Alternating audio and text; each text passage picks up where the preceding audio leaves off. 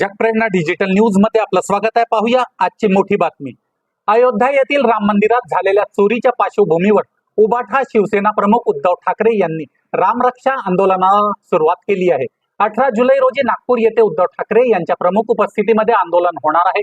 या पार्श्वभूमीवर शिवसेना नेते व आमदार अंबादास दानवे यांचे आज 16 जुलैला दुपारी 2 वाजता गोंदियात आगमन झाले. शासकीय विश्रामगृह गोंदिया येथे पदाधिकारी व कार्यकर्त्यांची बैठक घेत जास्तीत जास्त संख्येने या आंदोलनात उपस्थित राहण्याचे आवाहन त्यांनी कार्यकर्त्यांना केले. पत्रकारांच्या प्रश्नावर उत्तर देताना काय म्हणाले पाहूया. जिल्हा स्तरावर काम करणाऱ्या शिवसैनिकाशी संपर्क साधतोय. शिवसैनिकामध्ये रामरक्षा आंदोलनाची भूमिका काय ती समजावून सांगतो आणि परवाच्या आरतीला सगळ्यांनी आंदोलनात सहभागी व्हावं हे आव्हान. आता समस्येची गरज का भासली? आत्ताच झालं ना, मग ते राम मंदिरात चोरी आत्ताच झाली म्हणून आत्ता संवाद साधला. राम मंदिराचं रामरक्षा आंदोलनाचा संवाद आहे हा, आणि आत्ताच रामरक्षाच्या चोरी पेटीवर डाका आत्ताच घातला म्हणून आता संवाद. उद्धव ठाकरे यांचा 18 तारखेला जो आंदोलन होणार आहे त्याला त्या भूमिकेला प्रत्युत्तर म्हणून नवनीत राणा अमरावतीच्या हनुमानगडीवर हनुमान चालिसाचे पठण करणार आहेत. नवनीत राणा वगैरे चिल्लर विषय याच्यावर मी काय बोलत नाही. राम मंदिराचं नेतृत्व झेपत नसेल तर चाव्या आमच्याकडे द्या असं संजय राऊत साहेबांनी आज सकाळी बोलले होते. त्यानंतर जे भाजपचे प्रवक्ते आहेत नवनाथ बन त्यांनी जर तुमच्याकडे जर चाव्या गेल्या तर तुम्ही पुन्हा घोटाळे कराल आणि ते खिचडी याचा अर्थ त्यांनी घोटाळे केलेले हे त्यांनी कबूल केलेलं आहे. भारतीय जनता पार्टीचाच याच्यात सहभाग आहे, कारण भारतीय जनता पार्टीनंच या मंदिराचं निर्माण केलं. भारतीय जनता पार्टी म्हणतात तर मंदिर कोणाला सांभाळ दिले त्यांनी? ते भारतीय जनता पार्टी संघटन मंत्री, जे कोणी चंपतराय हे भारतीय जनता पार्टी संघटन मंत्री आहेत. आजही भारतीय जनता पार्टीचंच कंट्रोल या मंदिरावर आहे. आता चंपतराय गेली, दुसरे जे आले ते मला असं वाटतं एक चोर गेला आणि एक डाकू आला, अशा प्रकारचं तिथली आत्ताची स्थिती आहे. मंदिरातल्या साध्या कर्मचाऱ्यापासून तर मोठ्या ट्रस्टीपण सगळे करोडपती बनलेले आहे. हा जनतेच्या श्रद्धेचा पैसा आहे आणि म्हणून मला असं वाटतं हे फन चिल्लर लोक जे आहेत बोलतात. मला असं वाटतं या शिवसेनेचं या आंदोलनात सहभाग आहे.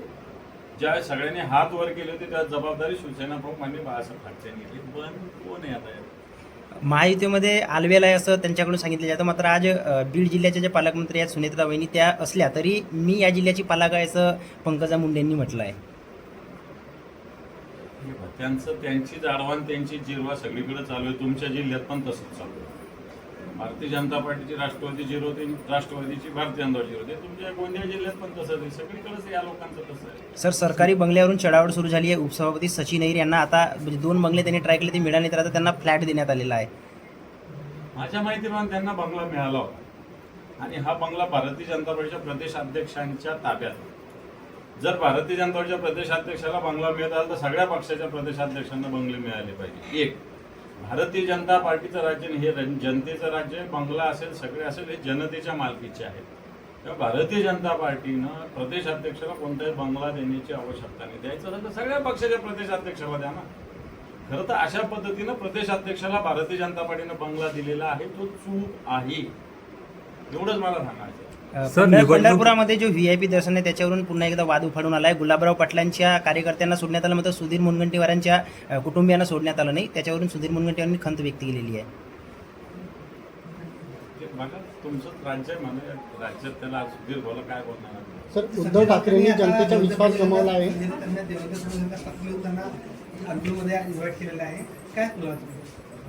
आम्ही सांगितलं, आम्ही शिवसेनेच्या वतीनं मान्य देवेंद्रजी नागपूरचे आहेत, मुख्यमंत्री आहेत राज्याचे. त्यांच्या मतदारसंघाच्या जवळ एका मंदिरात ही आरती होते. त्यामुळे मला असं वाटतं देवेंद्रजींना निमंत्रण देणं काय फार वेगळं अशातलं काय भाग नाही. त्यांनी यावं अशी विनंती केली. चंद्रशेखर बावनकुळे यांनी उद्धव ठाकरेंवर टीका केलेली आहे. त्यांच्याकडे विकासाच्या एजेंडाने आणि जनतेच्या आणि कार्यकर्त्यांचा विश्वास त्यांनी गमावलेला आहे असं म्हटलं आहे. मला असं वाटतं त्यांच्याकडे एजेंडा नाही, भारतीय जनता पार्टी अजेंडा आहे या महाराष्ट्राला आणि देशाला लुटण्याचा. हा अजेंडा आहे. मला वाटतं लुटण्याचा अजेंडा असण्यापेक्षा कोणताच अजेंडा नसलेला बरा. सर, निवडणुकीमध्ये अत्याचार करून तिची हत्या करण्यात आली आहे, त्यावर काय प्रतिक्रिया? खरं तर हे असे राज्यात प्रकार मोठ्या परवा सुद्धा मुंबईला अशी घटना घडली. नरसापूरची घटना अजूनही ताजी आहे आणि अशीच घटना या ठिकाणी घडली. मला वाटतं लोकांना कायद्याचा भाग राहिलेला नाही आणि या राज्यात कायद्याचं राज्यच नाही. सर, निवडणुकीच्या वेळा सर्व आवडत्या बहिणी होत्या आणि निवडणूक झाल्यावर आता सगळ्या नावडत्या होतात आहे. लाखोनी फॉर्म बाद होतात आहे, जेव्हा की निवडणुकीत सर्व महायुतीच्या नेत्यांनी म्हटलं होतं की आम्ही सर्व फॉर्म चेक करून घेतलाय, कोणाचाही फॉर्म बाद होणार नाही. पण आता लाखोनी फॉर्म बाद होतात आहेत.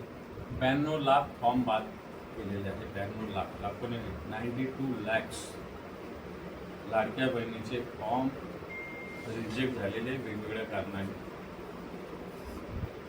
वैशिष्ट्य म्हणजे त्याच्यात पुरुषांचे पण फॉर्म होते, तेही बाद करणं योग्यच आहे. पण आता हा जो पैसा उचलला असेल, हा वसुलीचं काम कोणाचं, याची जबाबदारी कोणाची, हा महत्वाचा प्रश्न आहे. त्यामुळे भारतीय जनता पार्टीने, शिंदे गटाने लाडकी बहिणीच्या माध्यमातून 92 लाख लोकांना जर रद्द केला असेल, त्या 92 लाख लोकांनी घेतलेल्या पैशाचं काय आणि पुरुषांनी उचललेल्या पैशाचं काय. मला वाटतं निवडणुकीचा तो अजेंडा होता, निवडणुकीला मतं खरेदी करण्याचा तो प्रकार होता, हे आम्ही त्यावेळेस सांगितलं.